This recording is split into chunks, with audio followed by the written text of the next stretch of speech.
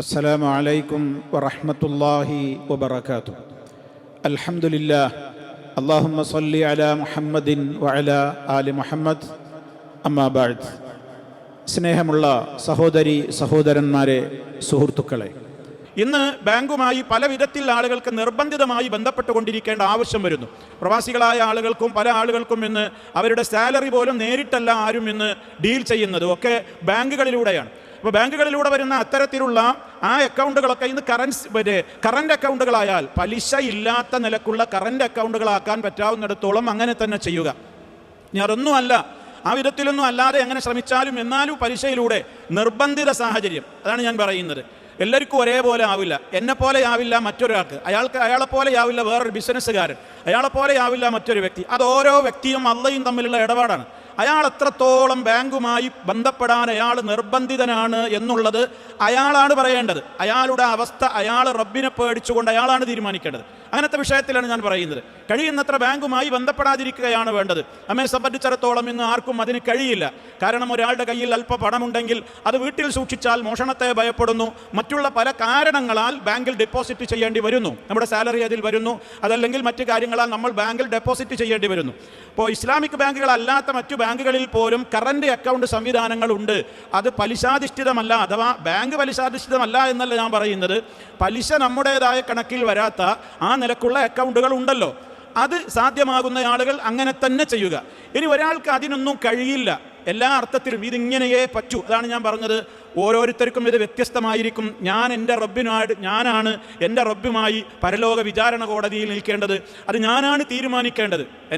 എൻ്റെ കാര്യം മറ്റൊരാൾ പറയാൻ എനിക്ക് പറ്റൂല, മറ്റൊരാൾക്ക് പറയാൻ കഴിയില്ല.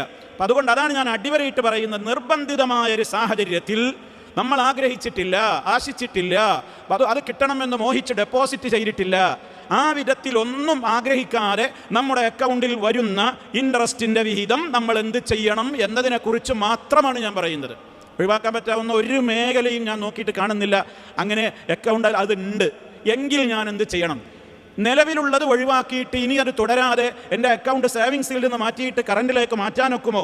ഏത് വിധത്തിലാണ് അതിൽ നിന്ന് ഒഴിവാക്കാൻ പറ്റുക എന്നുണ്ടെങ്കിൽ ആ മാർഗങ്ങളൊക്കെ സ്വീകരിക്കുക. ഇനി അതൊന്നും സ്വീകരിക്കാൻ നിവൃത്തിയില്ലാത്ത ഒരാളാണെങ്കിൽ അയാളുടെ വിഷയത്തിലാണ് ഞാൻ ഇനി പറയാൻ പോകുന്ന കാര്യം. എന്ത് ചെയ്യണം? ആ വിഷയത്തിൽ ആളുകൾ പലതലത്തിൽ പല മറുപടികളും ആളുകൾ പറയും. ഏത് അഭിപ്രായങ്ങളും മറുപടികളും പറഞ്ഞാലും അതിനൊക്കെയുള്ള മറുപടികളും പല ആളുകൾക്കും പറയാനുണ്ടാകും. അതുകൊണ്ട് ഇതൊരു തർക്കിച്ച് തോൽപ്പിക്കാനോ അല്ലെങ്കിൽ ഞാൻ ഈ പറയുന്നതാണ് 100% ഇസ്ലാമികമായി അത് മാത്രമാണ് അതിൻ്റെ ശരി എന്ന് പറയാനോ ഒന്നുമല്ല. ഇത് പണമല്ലേ, പണം എന്ത് ചെയ്യണം? നമ്മൾ ആളുകളെ വെറുതെ അങ്ങനെ കൺഫ്യൂഷൻ ആക്കിയിട്ട് കാര്യമില്ലല്ലോ. അത് ഹറാമായതനാണ് എന്ന് ഞാൻ പറഞ്ഞുകൊണ്ട് കാര്യമുണ്ടോ? എന്നാൽ പിന്നെ എന്താ ചെയ്യേണ്ടത് എന്ന് സാധ്യതകൾ ആരായുന്ന സുമനസ്സുകളായ ആളുകളോട് മാത്രമാണ് ഞാൻ സംസാരിക്കുന്നത്. അതുകൊണ്ട് പറയുകയാണെന്ത്, ആ നിലക്ക് അത് വാങ്ങാം, നിർബാധം ഉപയോഗിക്കാം എന്ന് പറയുന്ന ആളുകളുണ്ട്. അപ്പോൾ മതയുക്തിവാദികളായ ചില ഖത്തീബുമാരി എന്നൊക്കെ അറിയപ്പെടുന്ന റൂമിൽ വെച്ച് ചില ജുമയുടെ പേരിൽ മീറ്റിംഗ് നടത്തുന്ന ചില യുക്തിവാദികളൊക്കെ ബാങ്ക് പലിശയല്ല, അതൊക്കെ ചിലരുണ്ടാക്കിയതാണെന്ന് പറയുന്നു. അവരുടെയൊക്കെ വാദമനുസരിച്ച് അവർക്കൊക്കെ ഇങ്ങനെയാണ് അഭിപ്രായം. അതൊക്കെ നിർബാധം ഉപയോഗിക്കാം, അതൊന്നും പലിശയല്ല, അതിനൊന്നും യാതൊരു പ്രശ്നമില്ല എന്ന്. അവരെക്കുറിച്ച് ഇവിടെ ചർച്ചയില്ല. അതെന്തായാലും നമുക്കത് ഒരിക്കലും യോജിക്കാൻ കഴിയാത്ത അഭിപ്രായമാണ്.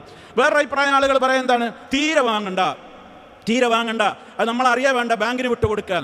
അതിനെ സംബന്ധിച്ച് വളരെയേറെ ഗവേഷണങ്ങളും പഠനങ്ങളും ചർച്ചകളും ചിന്തകളും ആഗോളാടിസ്ഥാനത്തിൽ വലിയ ഉലമാ അവരുടേതായ സഭകളിൽ കൂടി ചർച്ച ചെയ്തിട്ട് ആ അഭിപ്രായത്തെ പലരും മുഖവിലക്കെടുത്തിട്ടില്ല.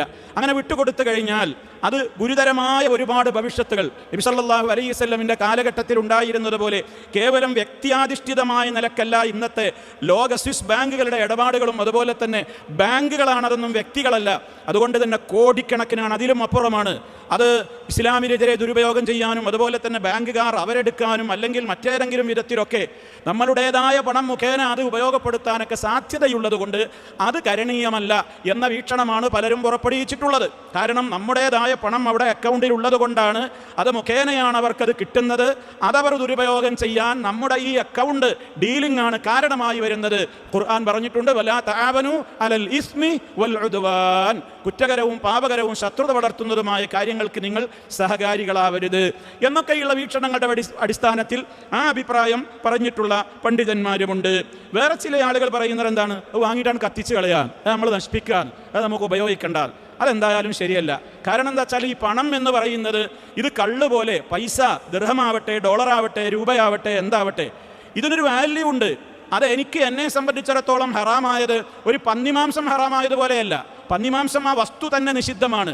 മദ്യം ആ വസ്തു തന്നെ നിഷിദ്ധമാണ്. അതിനെ അറബി സാങ്കേതിക ഭാഷയിൽ പ്രയോഗിക്കും.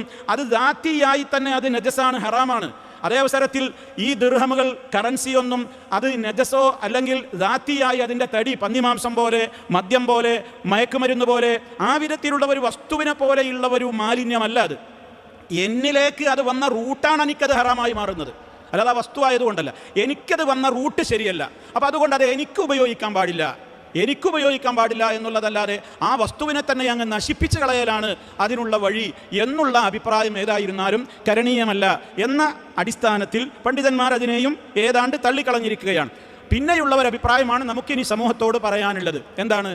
നമ്മൾ ആശിച്ചൊരു കാര്യമല്ല, നമ്മുടെ അക്കൗണ്ട് നമുക്ക് മാറ്റാൻ കഴിയുന്നില്ല, എന്തായിരുന്നാലും അതിലൊരു പൈസയുണ്ട് എങ്കിൽ അതെന്ത് ചെയ്യണം? അത് ഹറാമാണ് എന്നെ സംബന്ധിച്ചിടത്തോളം. ആ ഹറാമിൻ്റെ മുതലാണ് കഴിഞ്ഞ ക്ലാസ്സിലും നമ്മൾ സൂചിപ്പിച്ചതെന്ത്? അത് ടാക്സ് ഇനത്തിൽ നമ്മൾ മറിച്ചു വിറ്റതുകൊണ്ടോ അല്ലെങ്കിൽ മറ്റേതെങ്കിലും രൂപത്തിൽ നമുക്ക് നാം ചെലവിന് കൊടുക്കൽ നിർബന്ധമായ ഉമ്മ, ബാപ്പ, ഭാര്യ, ഭർത്ത, അതുപോലെ തന്നെ മക്കൾ തുടങ്ങിയിട്ടുള്ള നമ്മൾ ചെലവിന് കൊടുക്കേണ്ടുന്ന, നമ്മൾ ചെലവഴിക്കേണ്ടുന്ന ഒരു വകുപ്പിലേക്കും നൽകാതെ മറ്റേതെങ്കിലും വകുപ്പിലേക്ക് അത് കൊടുത്തൊഴിവാക്കണം. അതേ നിവൃത്തിയുള്ളൂ. അപ്പോൾ ബാങ്കിൽ നമ്മൾ സ്വീകരിക്കുന്നത് എന്തിനാണ്? എനിക്ക് ഉപയോഗിക്കാനല്ല. പിന്നെ എന്തിനാണ്? ഞാനത് വുജൂഹുൽ ബിർറ് എന്നാണ്, ഏതെങ്കിലും നല്ല രൂപത്തിലുള്ള പൊതുവായ നല്ല കാര്യങ്ങൾക്ക് വേണ്ടി വിനിയോഗിക്കുക എന്നാണ് അതിനെ സംബന്ധിച്ച് പണ്ഡിതന്മാരുടെ ഫത്വകളിലൊക്കെ നമുക്ക് കാണുവാൻ സാധിക്കുന്നത്.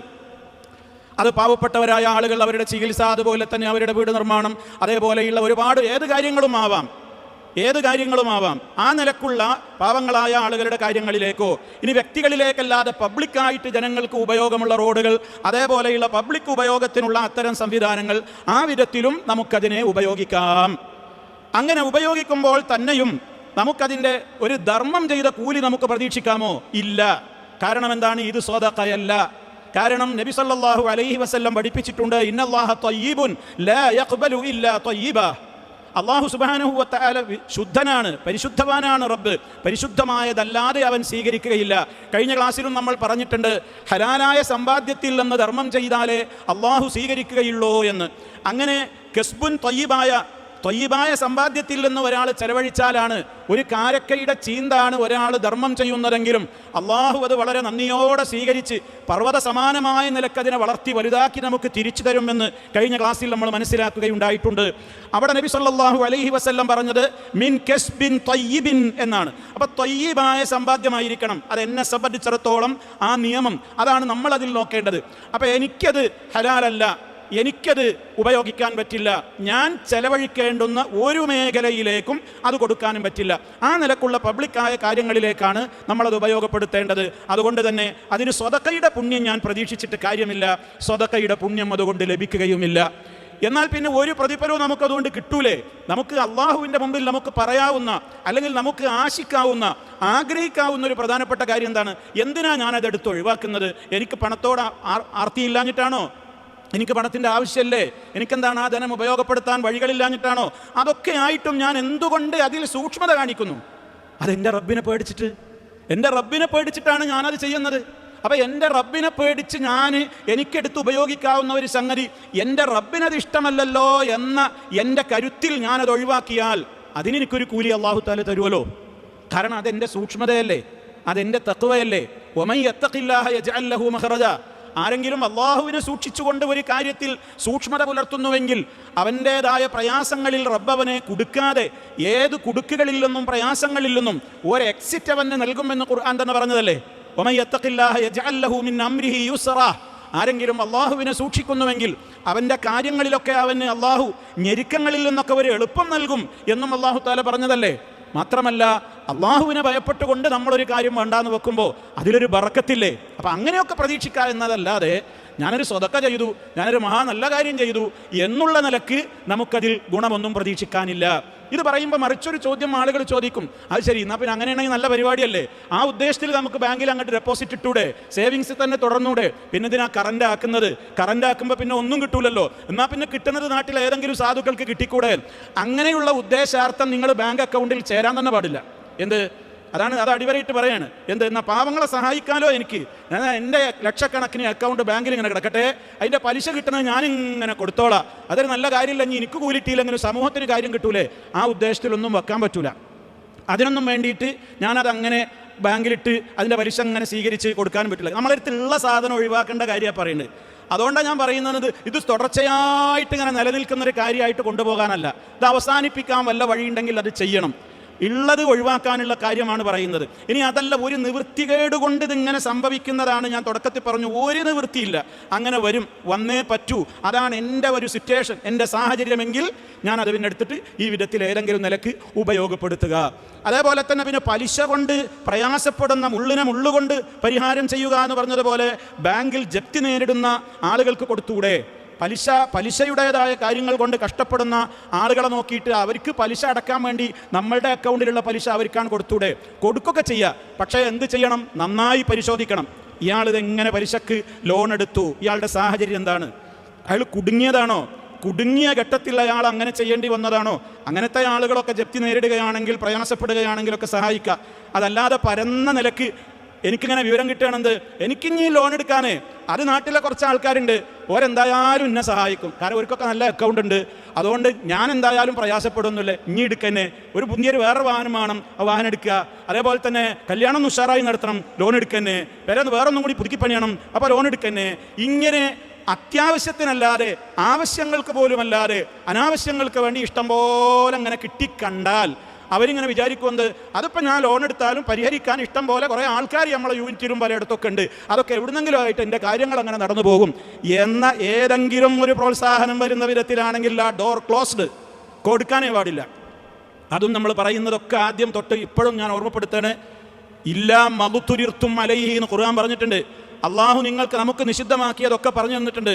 രക്തം, അതുപോലെ തന്നെ മൈത്തത്ത്, ശവം, പന്നിമാംസം, അത് അള്ളാഹു അല്ലാത്തവരുടെ പേരിൽ അറുക്കപ്പെട്ട ജീവികൾ, മാംസം, അതൊക്കെ പറഞ്ഞിട്ട് പിന്നെ വിശുദ്ധ ഖുർആൻ തന്നെ മറ്റൊരിടത്ത് പറഞ്ഞില്ലേ, ഇല്ല ഫമനിൽ തുർറ ഗൈറ ബാഗിൻ വലാ ആദിൻ ഫലാ ഇസ്മ അലൈഹി.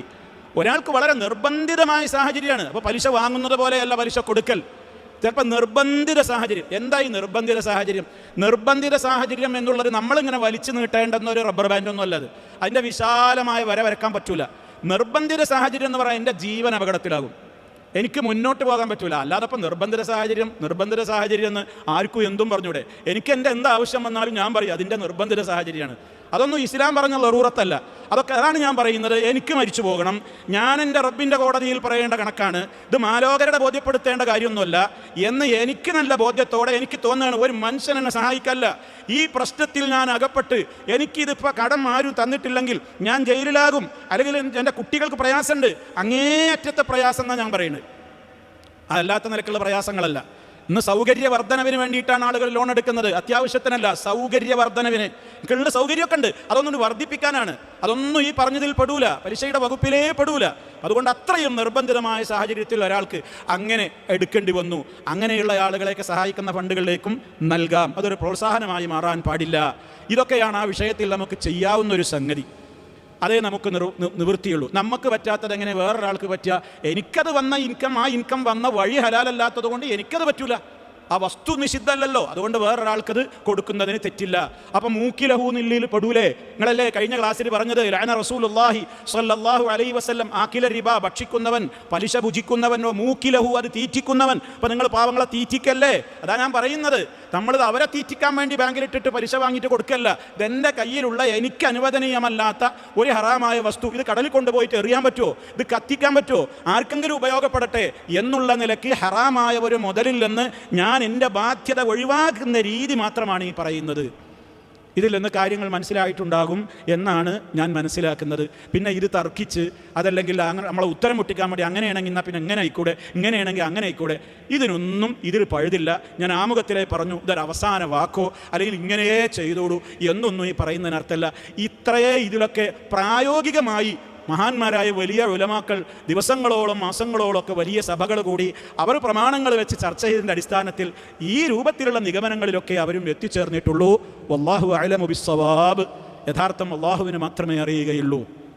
എന്തെങ്കിലും ഒരു മറുപടി ഇത് പറയാതിരിക്കാൻ പറ്റില്ലല്ലോ. അത് ഹറാമാണെന്നാണ് പറഞ്ഞിട്ട് എന്താ കാര്യം? ആളുകൾ എങ്ങനെ ഉപയോഗിക്കും? പിന്നെ ആളുകൾ പറയും, വേറൊരു കൂട്ടർ പറയുന്നുണ്ട്, അതവിടെ കിടന്നോട്ടെ, നമുക്കറിയാലോ. അപ്പോൾ അത് നമ്മൾ എടുക്കണ്ട. അങ്ങനെ വലിയ അപകടം ചെയ്യും. വലിയ അപകടം ചെയ്യുന്നത് എന്താ? ഈ പറയുന്ന ഞാനാവട്ടെ നിങ്ങളാവട്ടെ ഇതും പറഞ്ഞിട്ട് ഇവിടെ എത്ര കാലം ഉണ്ടാവും എന്ന് ആർക്കാ ഗ്യാരണ്ടി? വല്ല ഗ്യാരണ്ടി ഉണ്ടോ? ഞാനാണ് മരിച്ചു പോവും, പറഞ്ഞ നിങ്ങളാണ് മരിച്ചു പോവും. പിന്നെ നിങ്ങളുടെ അനന്തരാവകാശികളായ ആളുകൾ ബാങ്കിലേക്ക് ചെല്ലുകയാണ്, നിങ്ങളെ അക്കൗണ്ട് പരിശോധിക്കുകയാണ്, ബാലൻസ് എത്ര, അതിൽ ലക്ഷങ്ങൾ ബാലൻസ് ഉണ്ട്, അതിലേതാ പലിശ, എന്താ അത് ബാപ്പത് കൊടുത്ത് ഒഴിവാക്കിയിട്ടുണ്ടോ, ഇതൊക്കെ ഹറാമതൊന്നും ഒഴിവാക്കിയിട്ടുണ്ടോ, അവരതൊന്നും നോക്കൂല. മൊത്തം മുതലാണ് കൂട്ടി കുഴച്ച് വെച്ച് മുതലാണ്ട് ഓരി വെക്കും. ഹറാമായ മുതലുകൊണ്ട് അവരാണ് ഉപയോഗപ്പെടുത്തുകയാണ്. ആർക്കാണ് അതിൻ്റെ തകരാറ് വരുന്നത്? ആരാണതിൻ്റെ പാപഭാരം പേറേണ്ടി വരിക? അതുകൊണ്ട് ഓർമ്മയുള്ള കാലത്ത് ജീവിച്ചിരിക്കെ തന്നെ നമ്മളെ കയ്യിലുള്ളത് എത്രയും പെട്ടെന്ന് ഒഴിവാക്കുക. അതിങ്ങനെ വെച്ച് കുറേ കാലത്തേക്കല്ല. നമ്മളെ കയ്യിലൊരു തീപ്പൊള്ളി നമ്മൾ വേഗം പൊള്ളിയുമെന്ന് വേഗം കയ്യിലെടുക്കല്ലേ, ആ കുറച്ച് നേരം ഇങ്ങനെ വെച്ചുകൊണ്ടിരിക്കില്ലല്ലോ. എത്രയും പെട്ടെന്ന് ഒഴിവാകാൻ നോക്കുക. അതിനുള്ള മാർഗ്ഗങ്ങൾ എന്താണെങ്കിൽ പരിശോധിക്കുക. ഇതാണ് നമ്മൾ ആ വിഷയത്തിൽ ചെയ്യേണ്ടത്. അതാണ് ചെയ്യാവുന്ന ഒരു രീതി എന്നുള്ളതാണ് ഈ ഉള്ളവൻ്റെ പഠനത്തിലും അന്വേഷണത്തിലും ഒക്കെ മനസ്സിലാക്കിയിട്ടുള്ളത്. ബാക്കി അല്ലാഹു അഅലം.